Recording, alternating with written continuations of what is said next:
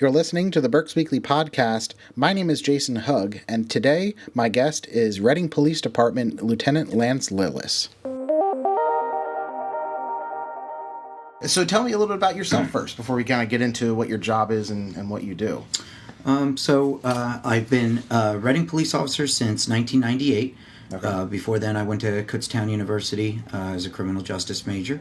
I graduated in May of 98, and I got hired in June of 98 here in the city of Reading as a patrolman.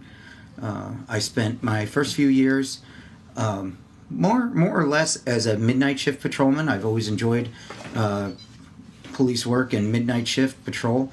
I did that for years. I had a couple stints down in doing undercover work with our Vice Division, and that was years back in early 2000s.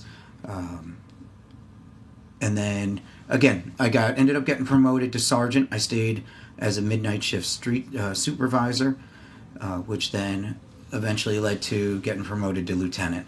When I was promoted to lieutenant, I oversaw the K-9 division, which was extremely interesting work, and I had a great time. If anybody knows, obviously everyone loves the K-9s, everyone loves the dogs. So overseeing their training, scheduling their basically there's a lot of stuff behind the scenes that goes on with the dogs, their maintenance, and obviously their training and training records. So it is a full-time job for sure. Unfortunately then, when COVID struck, we kind of had to reconfigure our platoons, and then I was detailed to oversee all the food distribution here in the city of Reading.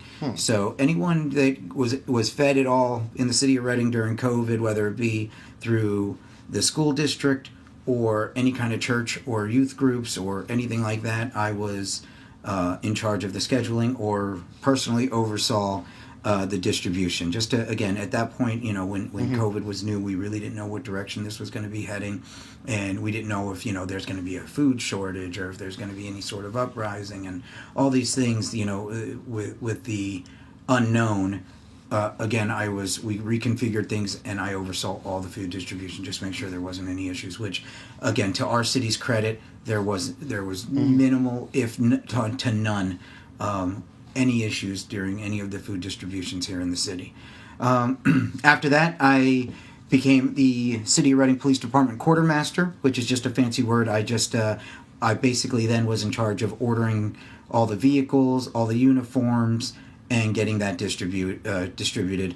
It was, again, when you're talking about a department of 155, 160 guys, you can see, obviously, it gets to be a little bit difficult to make sure everyone's well equipped, but again, it was a full-time job doing that, and I enjoyed it actually a lot. And then fast forward, the position for this community response coordinator opened up, and I was selected to move into that position, which again, it was just at the tail end of COVID. We were kind of just coming out of COVID, so I was lucky that basically I could hit the ground running and reach out to a lot of the community programs and a lot of the nonprofits that were looking to get back in the game. A lot of people had kind of shut down during COVID. They were limited in what they could do, but again, it was kind of just a really lucky timing on my part that I was able to step in right at a time when people were kind of like awakening again and starting to kind of test the waters. Unfortunately, yes, I've been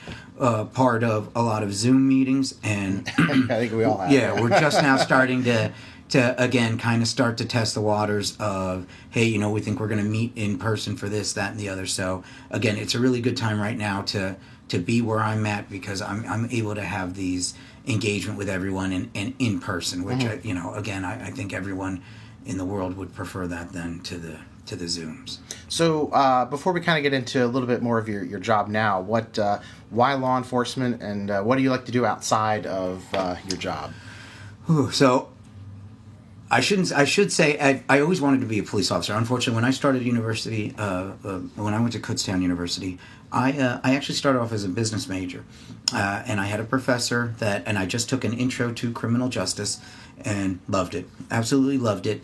And I think it just kind of dawned on me then, like, what, it's not that I dislike the idea of being a business major and going into marketing or doing something after graduation, but it was almost like I hate to be so cliche, but it's almost like a calling. Like you really do always think like, well, why couldn't I do it? I've always been drawn to this. It's a major here. Why don't I look into it? So unfortunately, my junior year, I waited until then to change my major to criminal justice. So that kind of extended my stay at Kutztown a little, but just again drawn to it. Originally, when I knew I wanted to be a police officer, I grew up in a sleepy little town. I grew up about an hour and 15 minutes from here in Hatboro, Pennsylvania. Oh, okay, and, yeah. I knew when I wanted to be a police officer that I wanted a bigger city. Like I wanted the action. I wanted the car chases and foot chases and that kind of stuff. That was kind of what I was looking for. Oh, do those things happen here? Yeah, on occasion. On occasion. Well, originally though, my intention was to move down to Texas and become a police officer down there. I actually after graduation had the intention of going to either like a San Antonio, Dallas, Houston, any of the major cities were kind of like and I wasn't going to be choosy, but the one professor at Kutztown did say to me, he goes, hey, it's a huge process, you don't want to wait till the job you want to kind of go through the process, so why don't you try one here, that way you kind of know what you're doing once you get down there. And so my senior year of college, I actually had already started the process here with Reading, which just ended up becoming great timing because I graduated in May and I was hired by the city in June. So which is almost unheard of for, this, unfortunately, when it comes to this job, a lot of guys might, test at a few places or, have to have another job while they're testing. And, I just got super fortunate that I graduated in May, got hired here in June of 98. But again, my original intention was to go down to Texas, but I couldn't pass up a job offer 1 month out of college. Right. I ended up working here, and I loved it. I never looked anywhere else. I never, we do have an issue where some officers will almost use the city of Reading as a stepping stone, or the training, which again, as a police officer, the training you receive here is second to none. An officer that is going to be exposed to every type of call on a continuous basis is really the ideal candidate for some of these other areas. Yeah, of course. So we do have a high turnover rate of our officers, but for me, it was always the city of Reading. I always just enjoyed the work. I always enjoyed, again, all the action. That's why I kind of always enjoyed midnight shift. There was always a lot of stuff going on overnight in the city of Reading, as you know. And then again, even doing undercover work, I always enjoyed that work. That was always super exciting. And then again, once I started to get promoted, then unfortunately those options weren't there, and I became a sergeant and then a lieutenant, and then now that brings me to the community response coordinator. So tell me a little bit about tell me about your the job description, I guess, for people who kind of don't really know what that means. When they see just police officer, they kind of think you're just out there anyway. But what's more specifically, what are you doing in the community, and how are you working with other organizations? So my job as community response coordinator is really just that. It's full engagement with the community in every aspect. And one of the biggest things, and again, kind of to break down my actual day-to-day job, during recruitment season or anytime we have an upcoming test at the city of Reading, my main job, or my main focus, I should say, at that point is recruitment. So a lot of people will see me out and about. I like to get in touch with any of the local nonprofits, any of the community, any resource there that I think is any kind of group of people that would be interested in being police officers. Unfortunately, in the climate today in the United States, I feel like it is a little trying for us to find people and find those people that truly want to be police officers and make a difference.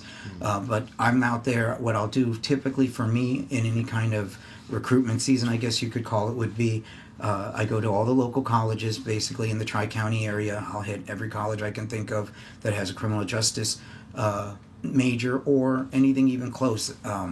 Basically looking for any of these soon-to-be graduates that might be looking for a job in law enforcement. And another resource I like to hit is our local reserve bases. So I'll reach out to reservists. Again, for this time right now in the United States where we're cycling guys back from Afghanistan and overseas, and A lot of times too, I try to reach out to the bigger bases on the East Coast that are going to help kind of get these soldiers back integrated into society. And I always want everyone to know when it's coming up that the city of Reading is hiring. And again, it's just that bigger pool of people. And, when I know a lot of people always fixate on, we want city residents to become police officers, and which would be great and ideal. Unfortunately, I think everyone always overlooks really the term community. When we're talking about community, as much as I go and I shop out in Wyomissing, and I know out by Target and out here, out there, you go and eat. That's really community. I don't feel you have a tactical advantage being a city resident to become a police officer in the city. There's a lot of people in the county that come and go in the city. They work in the city. They know the area. And to me, that's the ideal officer, that well-rounded Berks County. I know, everything. I know everything that goes on out in the county. I know, obviously, it would be my job and my focus to know everything that's going on in the city. But that well-rounded citizen is the person that I would be looking for to be, like, again, that ideal police officer. And so to me, I don't fixate on lives in the city, lives in there, lives here. It's anyone here that wants to come and care about this area is the ideal candidate that we'd be looking for. So again, I just kind of put it out there that I try to engage anyone I can and find good candidates anywhere I can. And again, try to get them through our hiring process. When we're not actively recruiting, or if we don't have an upcoming test, then again, my full focus is always going to be on the community engagement. And that could be anything from, like a great example today, I'll be giving tours to students from 13th and Union Elementary School. I'll be giving them a tour of the police department later. And again, it's just to reciprocate, because they were lucky enough to extend me an invitation a month or so ago to go to their school, read to them. I got to hang out during recess. I got to eat lunch with them. Sure. I did that on 2 occasions, and I had a great time. If ever invited to do anything at any elementary school, I will never say no. I always enjoy that. Again, when I talk about engagement with the community, it's everyone. It's kids. It's elderly. It's workers. It's people that come here into the city to work. It's the residents. It's everyone here that has a buy-in or anything to do with the city, that they're going to care about this community. They're going to care about this city. Those are the people I want to meet with. I want to be engaged with them, and I want to know how we can make this better.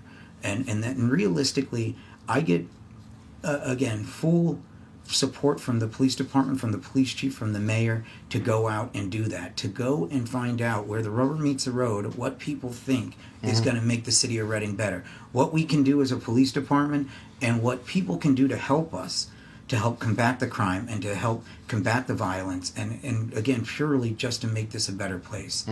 And again, I'm fortunate in my position right now to be able to do that. We have 158 officers, and what we do, unfortunately, is we run, a lot of times we're going to run call to call. We're going to be super busy. These young officers that are out there answering every call for service, which again, anytime, I don't know if it's unbeknownst to people, but we're still looking at anywhere from 85,000 calls a year to 100,000 calls a year, typically. I mean, very easily we hit those numbers. We have calls, again, on an 8-hour shift, or even now on our 12-hour shift. We still have, when it gets busy here, especially your nicer weather, summertime, we have officers that just literally will go call to call their entire shift. So unfortunately for them, they may not always have that time to stop and engage the public. They may not be able to stop and throw a football with a kid. They may not be able to stop and answer some citizen's quick question on, hey, what should I do about this, and this? They're going, and that's where I come in. I have that time. I will, if ever called upon to, hey, meet with me about this, I have a question about that, the answer is never going to be no. I will always be out there. I'm always making myself available. I will always do anything I can to engage any facet of the community to try to make this a better Reading. So you mentioned that people talk to you and give you feedback on that kind. What are people saying to you? So, and again, a lot of people will always be, again, they see, and everyone out here, whether it be a resident or even people that come into the city to work, obviously eyes are open. They see all the problems. They see a problem with whatever it might be. Whether, hey, there's a group of kids here that look like they're up to no good. Recent stuff has been obviously stuff we're addressing with the people experiencing homelessness, where their people are seeing this and bringing it to our attention. There's a lot of things that get brought to our attention, and again, for when it comes to this kind of stuff, there's a lot of times too where the simple solution, unfortunately, is when I tell people is call when you see it. There's we've had an issue where even with a little bit more major calls, whether it be robberies or burglaries, where people will sit on for a day or two calling the police like, hey, I got robbed yesterday.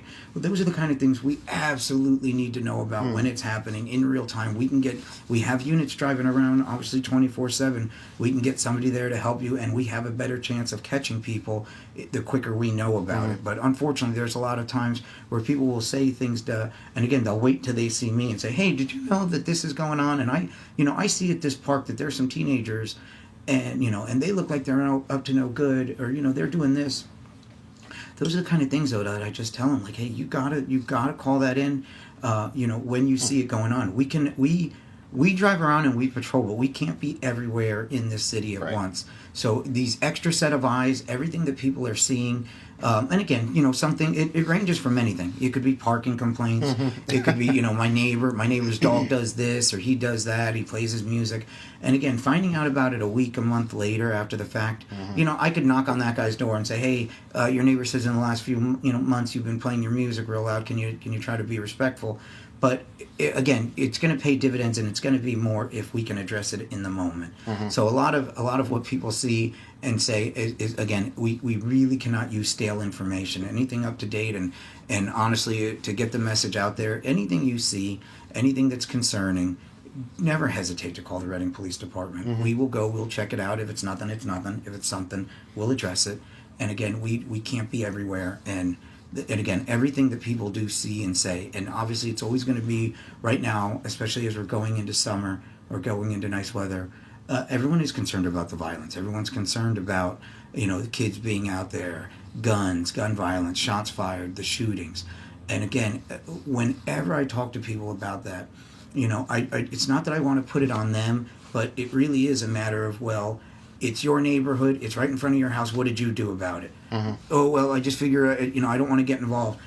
You don't need to leave your name if you don't want to. You can make a call to the Reading Police Department anonymously and just get us the information. Say, hey, there's someone outside shooting, or I just heard some shots in my block. We can address it a little quicker if we can get to it. And there might be officers out on patrol sometimes that hear shots fired. You don't really know where they're coming from. Right. So if in the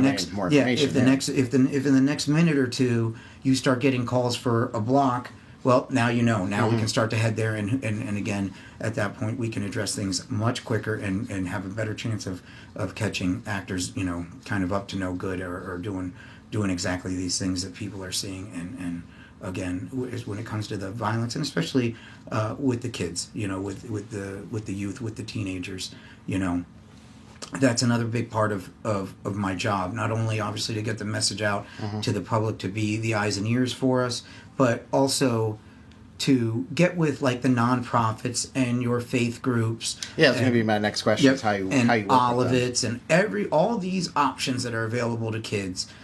For the out-of-school, after-school summer programs, again, I do anything I can to help facilitate and get them, even sometimes just get the information about them pushed out there and kind of like get it well known that these are available. I think when it comes to the city, we have to make it a priority to find a safe outlet for a lot of these kids. And I know during COVID they didn't want groups forming, and I knew some parks would remove the basketball hoops. Yeah, so that did happen, didn't it? Yeah, so I mean, during that time, I'm sure obviously it was encouraged for them to stay in and 6-foot rule. But again, as we start to test the waters, we're coming out of COVID. We should be pushing. Oh, yeah, know a lot more than we did before too. So yeah, we should be pushing the parks. We should be keeping them safe. We should be kind of again, finding those outlets where whether it be like, hey, you can play here and get hosed down and jump in the pool and, get fed and all these things that, is a better option than kind of just hanging out at the corner, till trouble finds you. So again, we have to be a little more proactive, and we have to actively pursue the fun stuff. And truly, I do mean that, the fun stuff, the stuff that's truly going to attract a kid to want to do during the summertime, as opposed to getting into trouble, And again, that's another big part of my job. And luckily there are a lot of agencies in the city of Reading. Again, we're kind of just coming out of COVID, so it's almost like a reawakening, but we just got to get the information out there, and then once the information's out there, once the attendance is there, we got to keep it. We got to keep these kids engaged. We got to keep them wanting to come back and do something productive, rather than, kind of just, milling around their block until they find trouble or trouble finds them. Is there anything coming up in the future, things that you're working on or doing? Even in the past couple of days up at the high school, they've been in what's going to go on, I believe, up until Friday, is every day the mayor and all organizations like I've been mentioning, that have any kind of after school program, or even the Are You Okay, all those things, just kind of getting that information out. But they're going to be up at the high school right at dismissal, handing out information. And now, I was there yesterday. I was able to get some of the information distributed, and luckily there were so many kids that were willing to take it that I actually ran. I was going to ask, how receptive are they to I don't know, because I don't follow them home, but well, maybe around the corner there was a pile of the pamphlets, but everyone seemed receptive. Again, it was to the point where I would ask them if they wanted this info, so they could very easily say no. They were interested, so anyone that wanted one got one.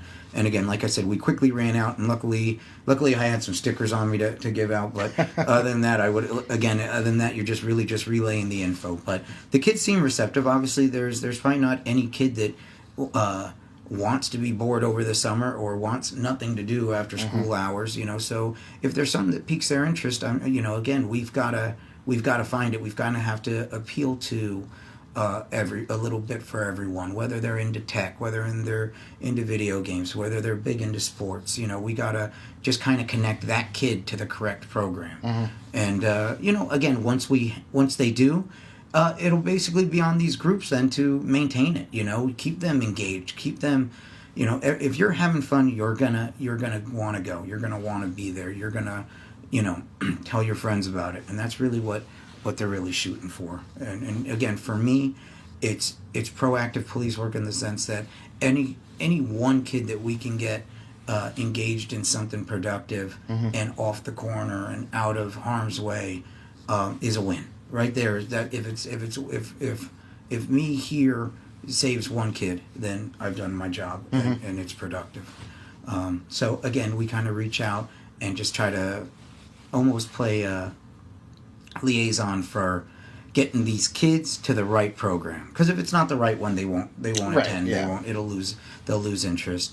But you just want to get them to the right one, so that they have something to do all summer. And have you seen any types of trends in what kids, youth want to do more than others, or anything that's that you, from your experience? Well, and again, this is coming out of COVID, unfortunately, but I feel like sadly, there isn't as much of a push on sports, or even anything like that, like or I wouldn't want to say like physical activity in general, but like the pools, like any of the after school programs, ideally if some of these places have funding, I don't know that there'd be a downside to having a free sports program. And obviously when it comes to youth sports, you always have to look to pay whatever uniforms. You're $50, $60. If we could get something that even ties in that, where we're having, a baseball team from the north side play a baseball team from the south side. Oh, something like, yeah. Anything like that at different age groups, and like I said, as corny as it sounds, I would even like to do, even every elementary school, put together your own kickball team. We'll do that all summer. I'd help arrange it. It's anything to keep these kids engaged in something productive. And as you get older, I don't know that I feel like the kids that are still into sports are already playing their organized sports. Ideally I'd like to get the kids that aren't involved in organized sports, get them exposed to some sports and see what sticks, see what we could have the next Michael Jordan that didn't even know he had that in him. Right. But again, unfortunately, I feel like sports isn't the push, and a lot of kids, if I were guessing, are really into technology. They really are into the video games, and and again, I take nothing away from that. Obviously, the esports is growing in colleges, and all these kids are intermingling. It's its own society of playing a kid from across the street on your video games to across the country to across the world. But again, that being said, I feel like that's probably what I see the most of is people being on their phones and playing video games and having that desire. So technology's kind of taking that a little bit out of it. As the kids get older, there's nothing to be said about, listen, music entices these kids, dance, all that kind of stuff, and whether it be dance teams, dances, doing something for the older kids. We need something that wants to get them off the corner, that they want to avoid being at the corner because they're too busy doing this. And, so again, I don't care what it is. If it's video games that we can do, if it's a dance or a dance team, or, I'll be honest with you, even cars. If some of these kids that they hit 16 and they don't have a car of their own, but they're into cars and they want to, do some sort of club that they can still go help and toy around with them and wrench on cars, even if they don't have one of their own. Something like that might keep somebody interested. You don't know what dividends that pays, that kid doesn't then get into something else and thrive as thrives in, unfortunately, something they shouldn't be, something bad, something criminal. No, that's actually kind of interesting, because I don't think sports, I think, is the go-to sometimes in the community when you think of what else is there for kids to do. But when you mention things like cars or even, dance, music, things like that, it's not something that I don't think everyone would have said, okay, here's exactly, what we should, set up clubs or things like that to do specifically outside of what's already available, of course. So that's really, so how do people get a hold of you? How do community organizations get a hold of you if they or even parents or anyone who wants to talk with you or have you somewhere or have someone tour City Hall? Yeah. Oh well, again, I try to get my business card in anybody's hands that I can. And a venue like this is perfect. Your audience would now know Lieutenant Lance Lillis is the guy to call for this.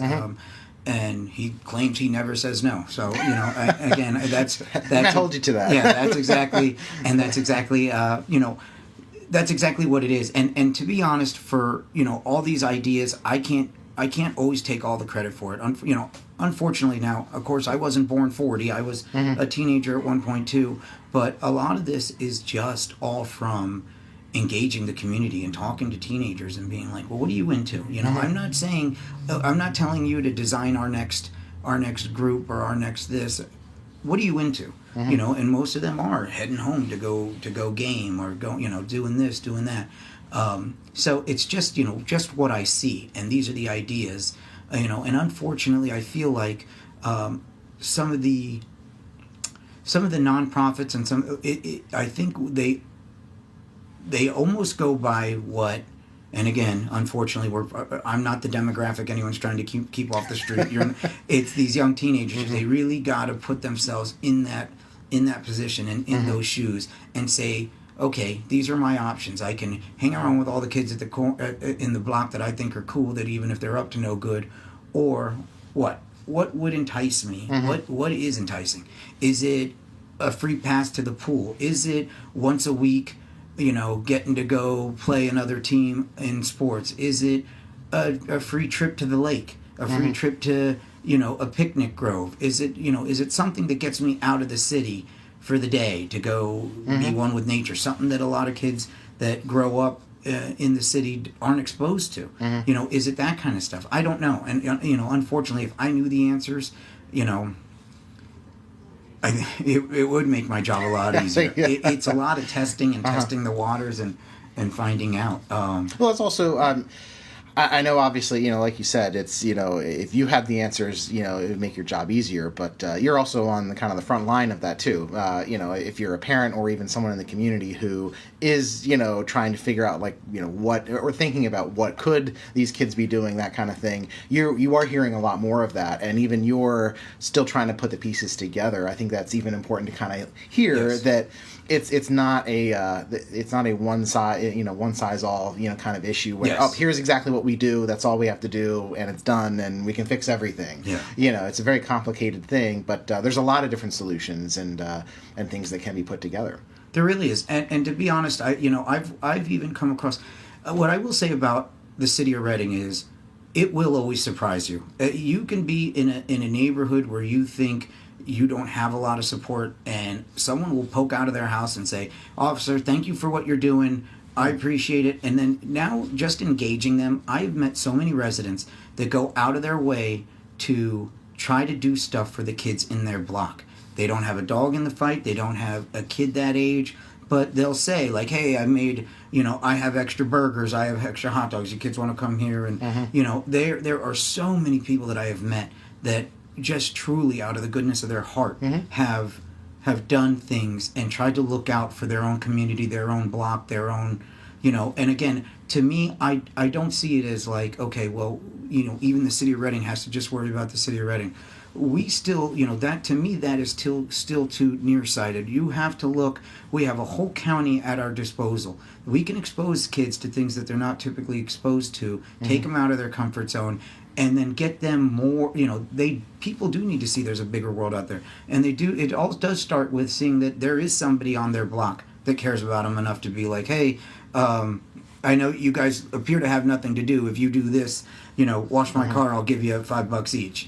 Could they easily go get their car washed for $5? Sure. But are they kind of going out of their way to have somebody do something or engage the kids in their neighborhood, And again, that has nothing to do with anything official. They're not tied to any organization. It's just it's city residents looking out for city residents. And to me, again, the city will always surprise you in that. And I can't tell you how many times pleasantly surprised by the generosity of people towards other residents, but then also towards the police too. Again, I come back to, I circle around to, the climate here in the United States where police officers are under heavy scrutiny and do run into issues in some communities with us versus them mentality. I will credit all day long on national TV, on this venue, the city of Reading, in the sense that we have had so many issues that were non-issues, that we have done our job as police officers and get full support from our residents. Now, you're always going to get a couple of people that have some off-the-wall comments and purely, for whatever reason, do not like the police. But the general population has shown so much support, and to me, at a very crazy time in the United States, but they have thrown so much support at us. And I'm not talking the youth groups. I'm not talking the official, nonprofits or the faith-based. I'm talking just Joe Schmo resident, coming out of their house and saying, "Thank you for what you're doing, and we appreciate you, and I'm glad you're on this block right now," and, all that kind of stuff. So for me, I can't say it enough that I feel fortunate enough that I chose the city of Reading to be a police officer in, because when I was a young officer, I enjoyed the action, and now as I'm engaging the community, I just, again, with the day and age where I'm working in, I can't say enough for the city of Reading residents that have backed us. And again, you probably get it where the media might come under some scrutiny and say, "Oh, you guys are ruining, it's fake news." It's nice when you get that validation from somebody that doesn't have to. So again, I always try to bring anything to the forefront of any of our officers that get any kind of recognition from the community.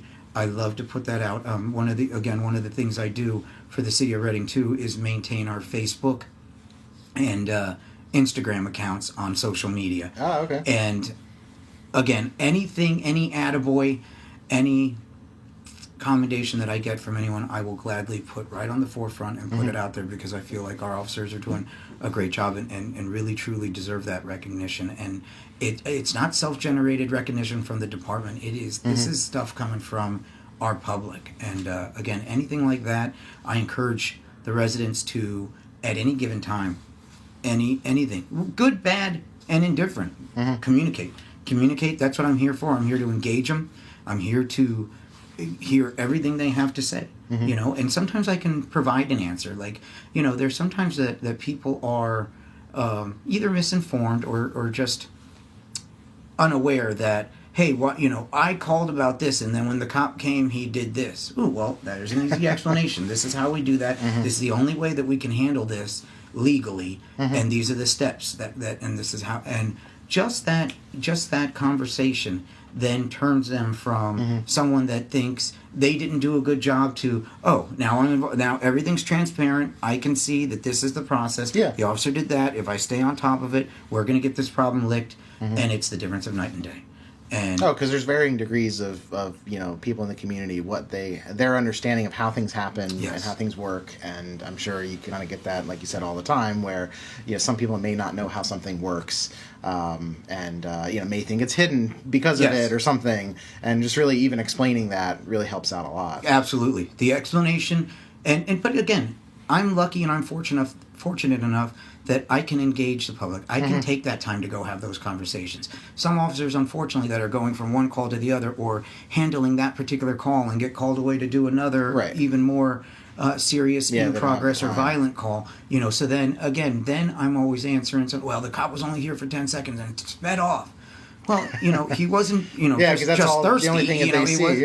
It was, you know, obviously we had this that took priority, but we're aware of it. It's documented, and we'll come back. We'll circle back around and handle your problem. You know, there is nothing from the City of Reading Police that will ever just get, you know, we went there, we didn't feel like doing anything and left. Everything's always going to be documented. There's always just somebody double checking work. So again. I don't want to overshoot and say nothing ever falls through the cracks. But if there's something that's a true problem for residents, and they stay on top of it, and they call when it's going on, it will be dealt with. There's nothing that we're ever going to just brush aside. And again, I feel like sometimes people feel that they're bothering the police, or I didn't, you know, I don't know if it's a generational thing, but there are people that will say that, like, hey, this is going on, but I didn't want to, you know, and I'll say, well, why don't you call when it's going on? You know, we can. Oh, I know you guys have bigger things to do. That's true, but not necessarily at that moment. And every problem is just that. It's a problem. So whether it seems small or insignificant, and you're not bothering us. You're not delaying anything. You know, from somebody getting a call for service for something, you know, more serious. Sometimes we'll have to leave a less serious call to go handle the violent stuff or in progress. But there's not to think of it like, well, I know you guys got bigger stuff to do. We do it all. So realistically, we'll still take care of that problem, and you know, it may be dropped down on the priority list. It may not be right now, but but you know, for in progress or violent stuff, but we'll get to it and it'll be dealt with. So, you know, I don't want anyone to ever feel like, well, it's just this. So I know you guys got bigger stuff to do. We'll circle around. We'll take care of it. We are here to serve the public. And I will say, with this mayor and my chief and this regime, I think is one of the best situations that we've ever had of just doing that, just kind of engaging and I don't know if it's because we're coming out of COVID that, you know, a lot of people at the time were like, well, what's going on? You know, we were putting information out. We were making sure things were enforced. We were making sure, you know, everyone got fed and all this stuff that we oversaw. And again, all these nonprofit organizations, I can't say enough about. But I feel like for you know, now that we come out of this stuff, I think people are starting to realize we are a service-oriented profession. You know, pure and simple. We're not just here to do the things we want to do and enforce the laws we choose to enforce. We're here for the community. We need them in that regard, though, to help make us aware of everything that's going on. But we are totally service-oriented. We will always be answering every call for service in one way, shape, or form. And again, maybe not in the order they may wish, but it will all get taken care of. But again, so I don't want anyone to ever not call us because we are here to serve the public. And Now I think you're going to get the calls, Yeah, right? yeah. Is that what's going to happen? Yes. Unfortunately, everyone just has my number. But no, so again, I just always want to put that out there. Like, you know, there's a lot of people that, and don't get me wrong, there's people that call because it's really windy outside. Okay, well, you know, but then I'm sure that happens. but then it's unfortunately, you know, and that I feel like is the most frustrating for me sometimes is to talk to somebody that has a legitimate problem, and I'm like, well, why didn't you call? And they're, you know, I didn't want to bug you, or I took care of it, and I'm like, but you shouldn't have to. You know, we are here to help you, and you know, I think sometimes to me that's the most I get more frustrated by knowing I could have helped somebody and they never called, more than a frivolous call like, hey, you know, again, sometimes people will call, and again, rightfully so, if they don't know who to call. But you know, we have unfortunately gotten some really crazy calls that aren't in our wheelhouse. But again, I guess in that regard, though, just so that we never dissuade anyone from calling, if you don't know if it's a police matter, just give us a buzz and we'll check it out. But yeah, no, again, I've always enjoyed that, and I just don't. You never know what's going to happen. Yes, too, so. And I will say that too for any. And I don't just say this for recruitment purposes. I got hired in '98, and my career has like literally flown by. I can't believe how much time I've been here because it just went like that. It really did, And the one thing I will say about the city of Reading, especially when it comes to policing, it is there's never a dull moment. Yeah. You know, there was never. I'd imagine. You know, work. You know, I don't know that I ever went home and said work was so boring today. Those words will never come out of any patrolman's mouth, I think. And of course, we never use the quiet word. The Q word is forbidden. So, but surprised you brought it up. It's just there is never a dull moment here. But again, when it came to being a police officer, this was exactly the career, and this was the kind of police work I wanted to do. Well, thanks for taking the time here. This is Thank very you so insightful much for having me. And really awesome to hear about this, and all the work you're really doing in the community too. I appreciate you having me.